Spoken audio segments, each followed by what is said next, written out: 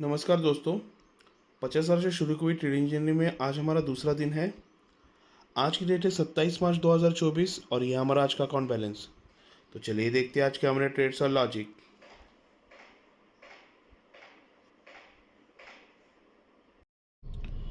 तो दोस्तों, जैसे कि आप यहाँ पे देख सकते हो, हमारा एंट्री हुआ है 46,727 के आसपास। हमने बेरिश पोजीशन लिया हुआ है और हमारा जो टारगेट जो होगा वो 46,537 होगा और अपना जो एसएल है ना, वो एसएल जो होगा वो 46,828 होगा।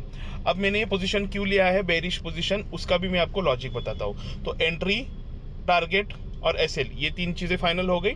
तो चलिए अभी मैं आपको बताता हूँ कि मैंने ये ट्रेड क्यों लिया था। उसके लिए मुझे थोड़ा सा जूम आउट करना पड़ेगा ताकि आप लोगों को बेटर आइडिया आ जाए। तो ये कर दिया मैंने जूम आउट। तो अभी देखते हैं। देखिए मार्केट ने कल क्या किया था।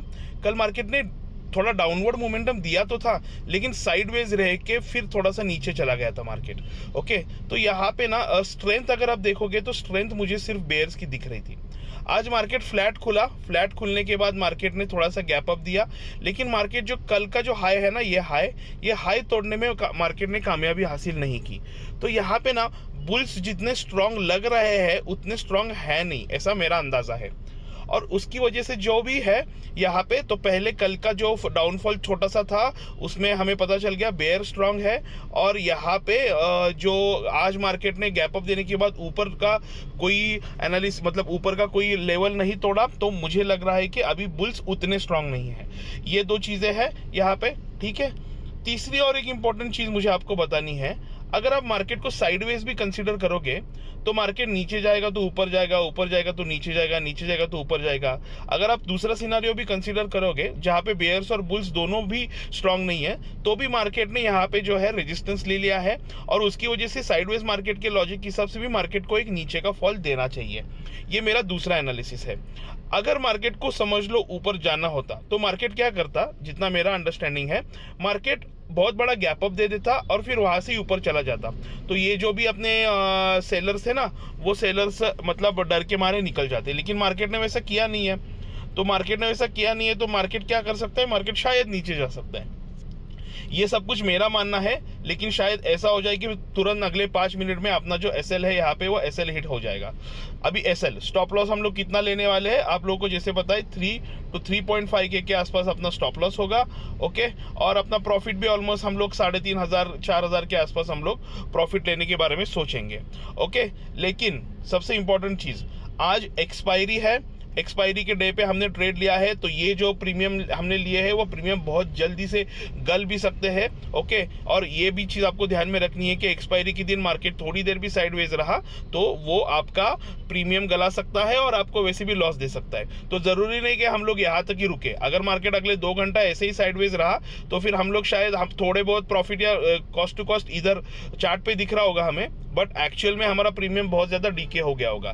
तो उस केस में भी हम लोग अपना लॉस ले लेंगे और खुशी खुशी अपना लॉस लेके हम लोग निकल जाएंगे।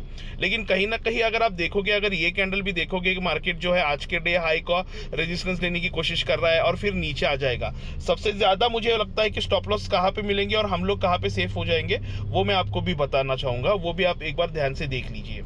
ये जो आपको दिख रहा है ना क्लोजिंग प्राइस, इस क्लोजिंग प्राइस के आसपास बहुत सारे लोगों ने बाय करके रखा होगा। जैसे हम लोग इसके आसपास आना चालू हो जाएंगे ना, तो एक फटाक से एक डाउनफॉल अपने को मिलने की प्रोबेबिलिटी बहुत ज़्यादा है। लेकिन अगर यहाँ तक आए तो अगर यहाँ से ही मार्केट ऊपर चला जाए तो हम पूरी तरीके से गलत हो जाएंगे। और जैसे कि आपको पता है, स्टॉक मार्केट एक पूरी तरीके से अनप्रेडिक्टेबल जगह है जहाँ पे आप कितना भी कोशिश कीजिए आपका लॉस होने की प्रोबेबिलिटी हमेशा होती है। तो जब भी आपका लॉस हो तो आपका लॉस जो है वो ग्रेसफुली एक्सेप्ट कीजिए, मार्केट को रिस्पेक्ट कीजिए और फिर आगे बढ़िए। ओके, तो अभी तो है, अगर देखोगे आप, मेरा 1800 के आसपास लॉस चल रहा है। यहाँ पे 1800 के आसपास आपको दिख रहा होगा, 1800-1900 के आसपास थोड़ा और लॉस हो जाएगा तो फिर मैं निकल जाऊंगा। लेकिन मार्केट को रिस्पेक्ट करूंगा, ज्यादा ओवर ट्रेडिंग नहीं करूंगा, अपने रूल्स को फॉलो करूंगा, तभी जाके आप एक प्रॉफिटेबल ट्रेडर बन सकते हो। तो देखते हैं अभी 1500 का लॉस हो चल रहा है, क्या होता है देखते हैं।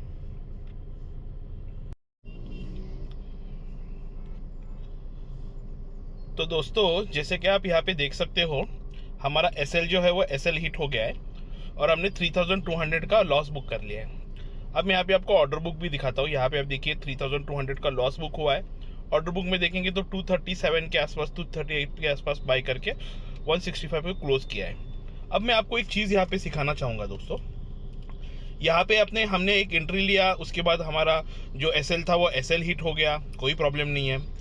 अब एक रिटेल ट्रेडर कैसे सोचता है और एक प्रोफेशनल ट्रेडर, दोनों में क्या डिफरेंस होता है बताता हूँ।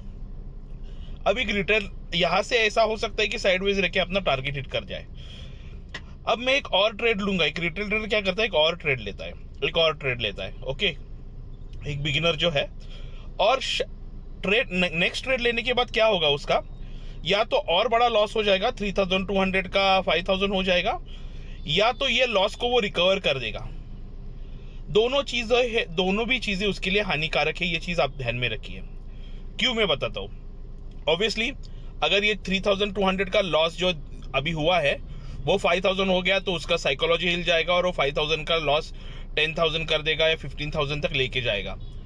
लेकिन अगर ये उससे ज्यादा खतरनाक चीज ये है कि ये 3200 का उसने प्लस 1000 या फिर 0 पे लेके आ गया और लॉस को उसने रिकवर कर दिया आज किसी तरीके से ओवर ट्रेडिंग करके, तो उसके सबकॉन्शियस माइंड में ये चीज बैठ जाती है कि ऐसा ही होता है।